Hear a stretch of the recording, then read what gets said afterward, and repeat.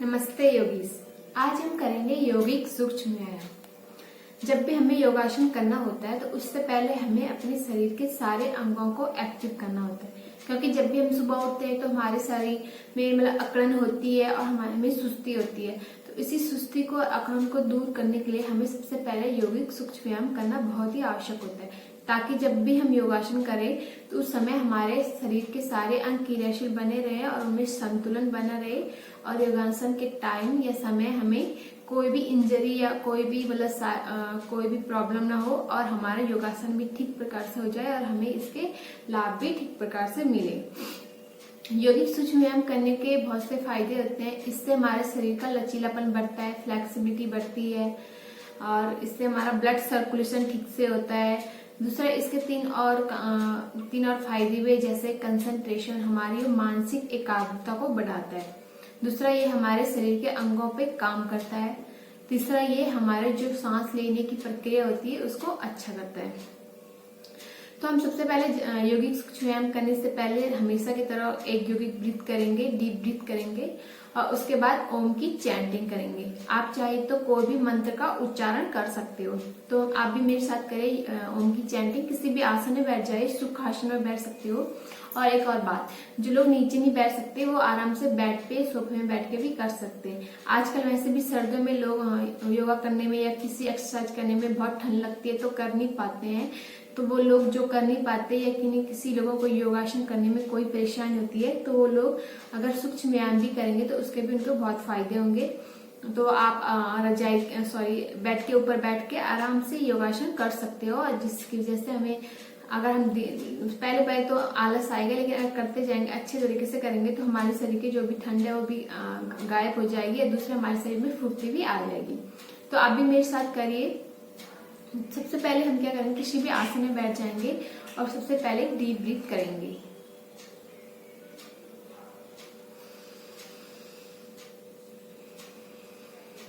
अब एक ओम की चैंटिंग करेंगे, जैसे मैंने आपको पहले बताया था ओम की चैंटिंग कैसे करते हैं।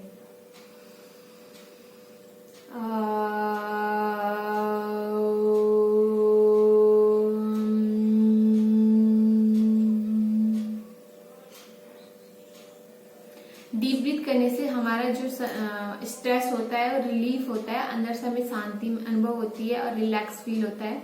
ये अंदर से हमें शांत करने के लिए बहुत जरूरी होता है। इसके बाद हम करेंगे यौगिक सूक्ष्म व्यायाम शुरू करेंगे। सबसे पहले करेंगे हम आप किसी भी आसन में बैठ जाइए और एक लंबी गहरी सांस लेंगे और सांस लेते हुए गर्दन को पीछे ले जाएंगे और हमें आंखों से, बड़ी बड़ी आंखों से ऊपर छत को देखना है और ऊपर ऐसे देखते हुए हमें 5 सांसें लेनी है, 5 सांसें छोड़नी है। नॉर्मल सामान्य सांसें लेनी है और सामान्य सांसें छोड़नी है। तो सबसे लंबी गहरी सांस लेंगे, गर्दन को पीछे ले जाएंगे, ऊपर देखेंगे बड़ी आंखों से और नॉर्मल सामान्य सांसें लेंगे 5 बार। सांसों की गति सामान्य होगी एंड रिलैक्स। इसी प्रकार हम आगे की तरफ आएंगे और अपनी ठोड़ी को यहाँ पे लगाने की कोशिश करेंगे और वैसे ही 5 सामान्य सांसें लेंगे और छोड़ेंगे। पहले एक लंबी गहरी सांस लेंगे,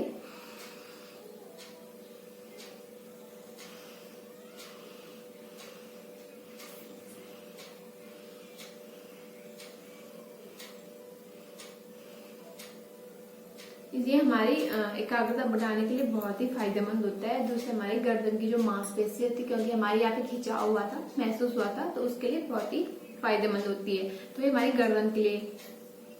दूसरी क्रिया बताने से पहले मैं आपको बताना चाहूंगी, जो धीरेन्द्र ब्रह्मचारी नाम के योगाचार्य थे, जिन्होंने ये यौगिक सूक्ष्म व्यायाम की शुरुआत की थी। इन्होंने 48 के सीक्वेंस में यौगिक सूक्ष्म व्यायाम बनाए थे। तो मैं उनके अनुसार ही आपको बता रही हूँ। मैं सारे नहीं बता पाऊंगी, लेकिन उनमें से कुछ एक आपको जरूर बताऊंगी, क्योंकि 48 बताने में बहुत लंबा समय लगेगा, इसलिए मैं आपको कुछ एक बताऊंगी और अगली जो वीडियो बनाऊंगी उसमें मैं आपको बाकी के बताऊंगी। तो इसके बाद करेंगे हम कंधों के लिए। कंधों के लिए हमें एक करना है स्कंद नमन और स्कंद चक्र। स्कंद नमन कैसे करेंगे, सांस लेते कंधों को ऊपर जाएंगे, सांस छोड़ते हुए नीचे,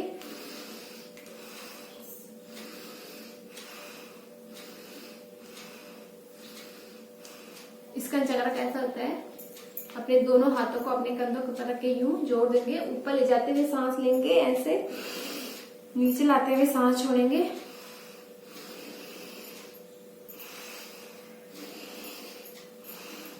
अब एंटी क्लॉकवाइज करेंगे, छोड़ेंगे सांस, inhale exhale, inhale exhale and relax. ये हमारे कंधों के लिए। अब करेंगे हम अपने जो यहाँ की मसल्स होती है हमारी चेस्ट की, तो हमें क्या करना है, हमें ये समझना कि हमारे पास स्प्रिंग है, हमें स्प्रिंग को जो लगाते हुए खोलना है, फिर बंद करना है, स्प्रिंग तरफ अपने हाथों का को पोजीशन करना है बहुत टाइट, मतलब कि हम कोई स्प्रिंग खोल रहे हैं फिर वो स्प्रिंग बंद हो रही है। तो 5 बार करेंगे, सांस लेंगे, छोड़ेंगे सांस लेंगे,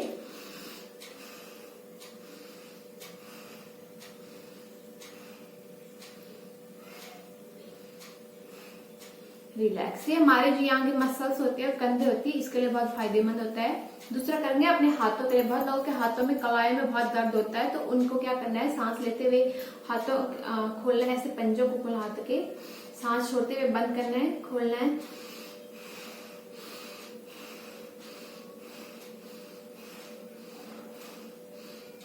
रिलैक्स।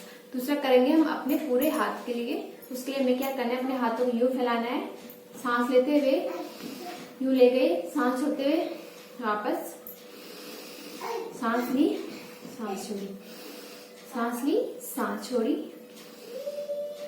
रिलैक्स। ये हमारे हाथों के लिए हो गए, क्योंकि बहुत किसी के हाथों में बहुत पेन होता है, दर्द रहता है, तो उसको सुनपन रहता है, तो वो लोग ऐसा योगी सूक्ष्म क्रिया कर सकते हैं।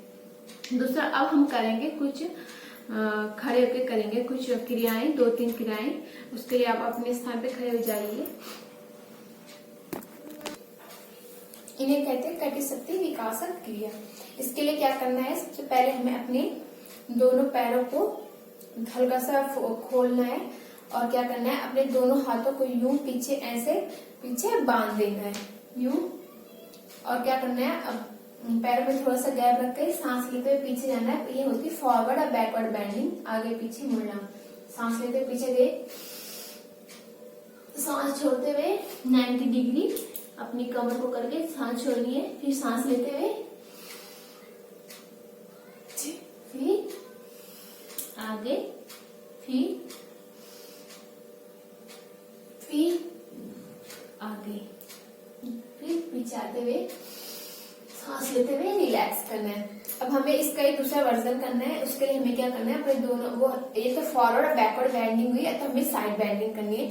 उसके लिए क्या करना है, हमें दोनों पैरों को काफी हद तक खोलना है, 2 से 3 फीट तक खोलना है, और अपने हाथों को यूं पैरेलल करते हुए अपने कंधों के हमें क्या करना है, यूं करके यूं मुड़ जाना है। लेकिन हमें अपने पैरों को बैंड नहीं करना है, हाथों का बैंड नहीं करना है। जैसे हम ऐसे इस टाइप से यूं होना है और इस टाइप से यूं होना है। तो शुरू करेंगे, लंबी गहरी सांस लेंगे,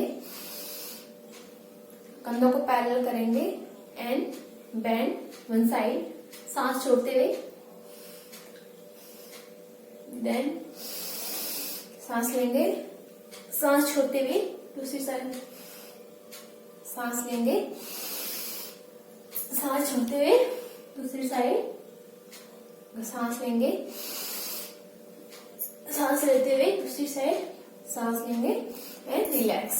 ये भी उसका दूसरा वर्जन है। इसका तीसरा वर्जन ये है कि हमें क्या करना है, दोनों पैरों के बीच 2 से 3 फुट का गैप लेना है और दोनों हाथों को पैरेलल करना है यूं।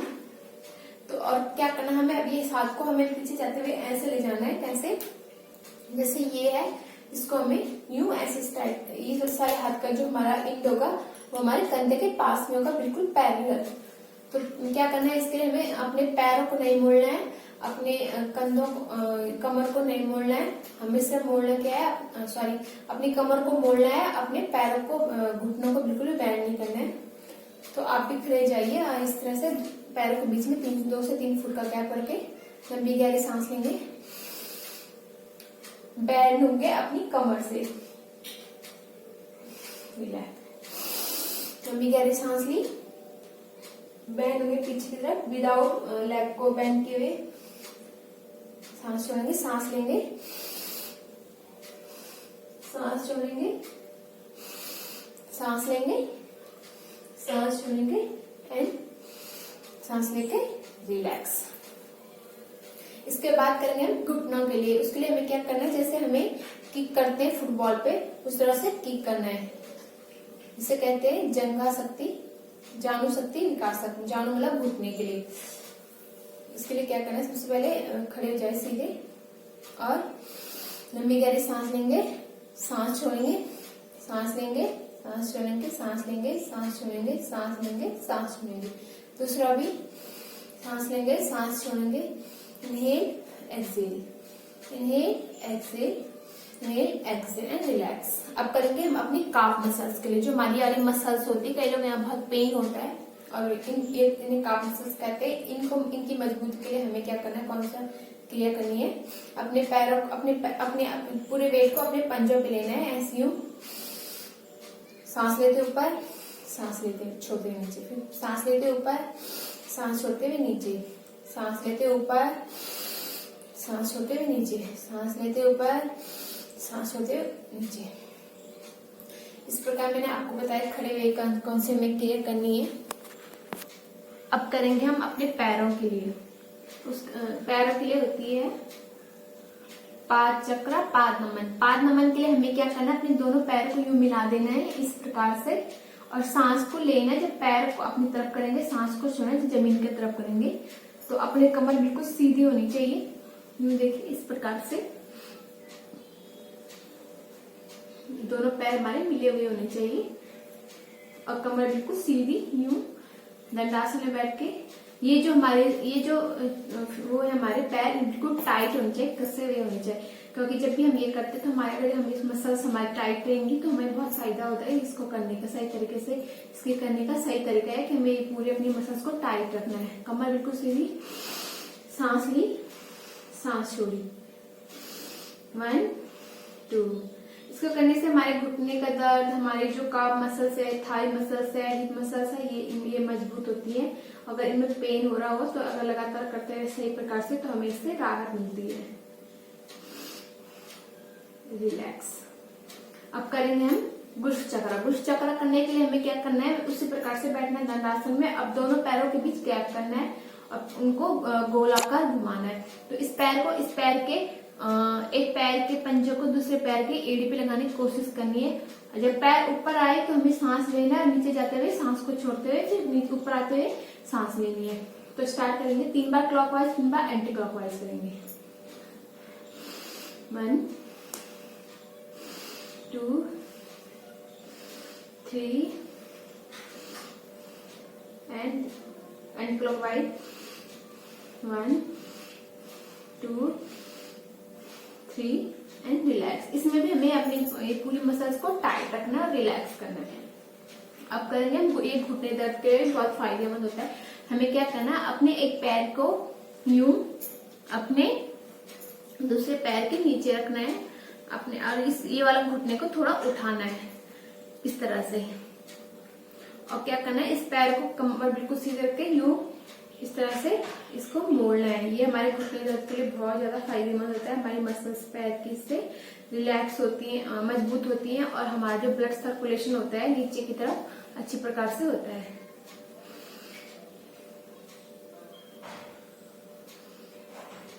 इसी प्रकार दूसरा पैर भी करेंगे।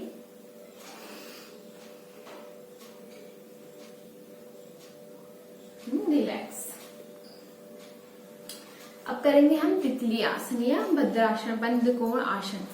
इसे बटरफ्लाई पोज कहते हैं इंग्लिश में। इसके करने के बहुत से फायदे होते हैं। इससे हम जो हमारी ये ह्यूमन्स के लिए तो फायदेमंद तो होते हैं बहुत ज्यादा। उसके अलावा ये इससे हमारे जो बैठने की जो हमारे पोस्चर वो ठीक होता है। दूसरा जो हमारे ह्यूमन के लिए जैसे किसी को पीरियड्स पेन या कोई मतलब ऐसे भी जो भी प्रॉब्लम होती है ह्यूमन से रिलेटेड, तो बहुत ज्यादा उनमें बेनिफिट होता है। दूसरा हमारे जो थाई, इनर थाई के लिए, हमारे हिप के लिए और हमारे पूरे मतलब लेग्स के लिए बहुत ही फायदेमंद होता है। इसके लिए हमें क्या करना है, सबसे पहले बंद कोण आसन में बैठ जाना है अपनी फ्लेक्सिबिलिटी के अनुसार आप जितना मतलब कर सकते हो। आप चाहे तो इतना भी कर सकते हो, अगर आपकी फ्लेक्सिबिलिटी जितनी है आप उतना ही कर सकते हो, जितना चाहे उतना कर सकते हो। अगर फ्लेक्सिबिलिटी इतने तो इतने से भी फायदेमंद होगा, और इतना करना चाहोगे तो ज्यादा ही बेहतर है, इतना भी कर सकते हो। तो इसके लिए हमें क्या करना है, सांस लेते हुए अपने पैर को ऊपर लाना है, छोड़ते हुए नीचे 5 से 10 बार करना है तितली आसन।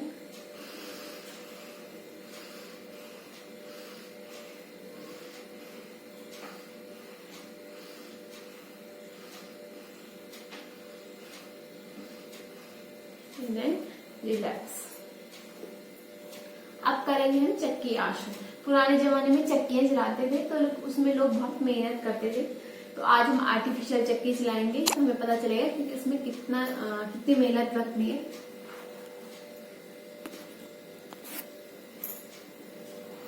उसके लिए हमें क्या करना है, सबसे पहले अपने पैरों को भी फैलाना है और आगे चल यहाँ पे अपने हाथ को यूं करके यहाँ पे सांस लेते हुए सांस छोड़ते हुए चक्की चलानी है। सांस ली, सांस छोड़ते हुए,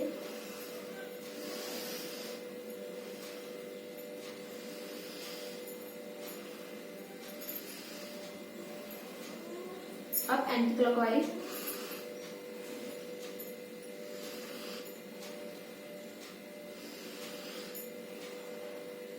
रिलैक्स।